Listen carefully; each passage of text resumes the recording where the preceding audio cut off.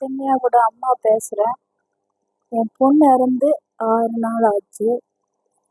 ஆனால் எந்த ஒரு நடவடிக்கையும் சீக்கிரமாக எடுத்த மாதிரி தெரியல. ஜெயிலில் இருக்கிறாங்க, 2 பேரும் அரெஸ்ட் பண்ணியிருக்காங்க. ஒரு அம்மா நல்லா வெளியில் ஃப்ரீயாக இருக்காங்க. ஜெயிலில் இருக்கிறவங்களும் நல்லா சுகபாவமாக வெளியிலேருந்து சாப்பாடு இதெல்லாம் வந்துட்டு சுகபாவமாக இருக்காங்க. இந்த காவல்துறை என்ன பண்ணுது, நீதித்துறை என்ன பண்ணுது, இந்த சட்டம் என்ன பண்ணுது, இந்த தலைமை என்ன பண்ணுதுன்னு எனக்கு புரியல. எல்லாமே என் பொண்ணு ரெக்கார்டிக்கலாம், எல்லாமே இவங்க 3 பேர் மேலே கம்ப்ளைண்ட் பண்ணிட்டு இறந்துட்டா, உயிரோடு இல்லை. ஆனால் எந்த வித நடவடிக்கையும் இல்லாமல் எங்களை மன உளைச்சலுக்கு ஆளாகி நாங்கள் பிள்ளையும் இழந்துட்டு பரிதவிச்சிட்ருக்குறோம். எந்த ஒரு நடவடிக்கையுமே ஸ்பீடாக நடக்கிற மாதிரி எங்களுக்கு தெரியல. எல்லாமே ரெக்கார்டிக்கில் கொடுத்துட்டாலே லேட்டு, எதுக்காக காலதாமதம்? அவங்களுக்கு எல்லாத்துக்குமே சப்போர்ட் பண்ணுற மாதிரி எங்களுக்கு தோணுது. ஏன்னா ஒரு தப்பான பர்சனுக்கு எல்லாமே சட்டம், நீதித்துறை தலைமையில் எல்லாம் அரசு எல்லாமே எங்களுக்கு எங்கள் சைடு எதுவுமே பண்ணாத மாதிரி எங்களுக்கு தோணுது. எல்லாமே அவங்களுக்கு சாதகமாக அவங்கள பாதுகாப்புப்படுத்துகிற மாதிரி எனக்கு தோணுது. என்னால் முடியல. எங்கள் வீட்லேயோ என்னோட உறவுலையோ எல்லாத்துக்குமே சுத்தமாக முடியல.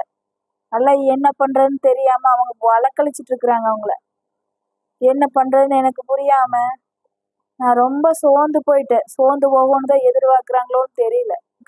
தகுந்த தண்டனை அவங்களுக்கு கிடைக்கணும்.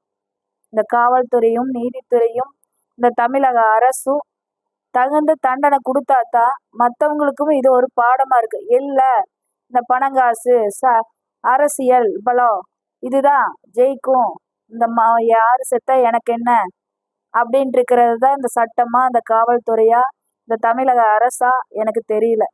இது எனக்கு தகுந்த நடவடிக்கை எனக்கு வேணும். சாப்பிட்றதுக்கு எனக்கு தோணல. பசி இல்லைனால உள்ள இறந்துட்டா அன்னையிலேருந்து எனக்கு பசி இல்லை, தூக்கம் இல்லை. பெற்றவளுக்கு தானே பிள்ளை வருத்தம் தெரியும். அது பெற்றவங்களா இருந்து ஒவ்வொரு அரசும் ஒரு அதிகாரிகளுக்கும் குழந்தை இருக்கும். குழந்தை இல்லாமல் இல்லை. அவங்களுக்கு வாதாடுற வக்கீலுக்கும் குழந்தை இருக்கும். அவங்களுக்கு சப்போர்ட் பண்ணுற காவல்துறைக்கும் குழந்தை இருக்கும். இந்த அரசுக்கும் குழந்தை இருக்கு.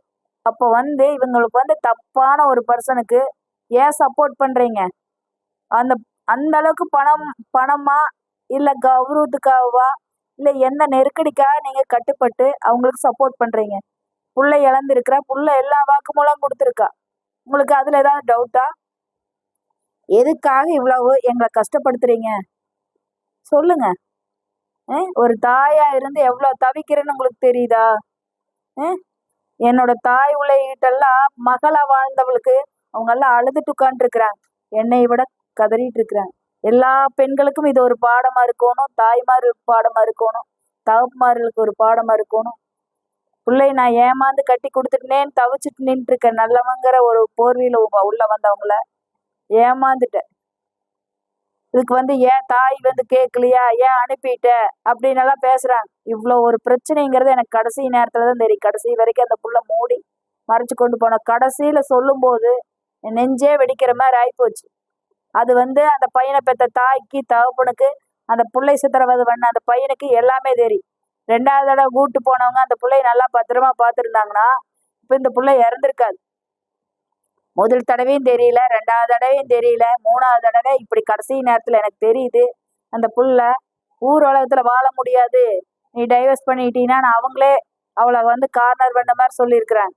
எங்கள் சொந்தக்கார புள்ள 1000 கோடி புள்ள, அந்த பிள்ளைய வாழ முடியல, அவங்களெல்லாம் யாரும் மதிக்கல அப்படின்னு சொல்லி அந்த பிள்ளைய மைண்ட் ரீதியாகவே ஒப்பா அசிங்கப்படுத்தப்படுவார் அப்படின்னு சொன்னதுனால தான் அந்த பிள்ளை இது பண்ணியிருக்குது. தற்கொலைக்கு தூண்டினவங்கள நீங்கள் விட்டு வச்சுருக்கீங்க.